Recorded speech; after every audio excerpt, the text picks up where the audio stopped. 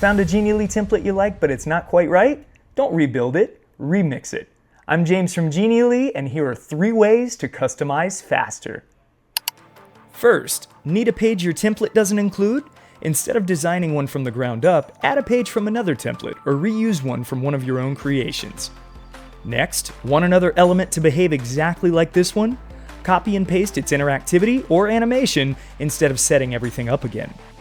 And when you need a different image or resource, don't delete it and insert a new one. Use replace to swap it right where it is. Now your template has the pages you need, consistent interactions, and completely new visuals without all the repetitive setup. Same starting point, much less work. Ready to streamline your designs? Be sure to try these tips and genialize that. Want more time savers? Follow me, Genially James, and the official Genially accounts. See you next time.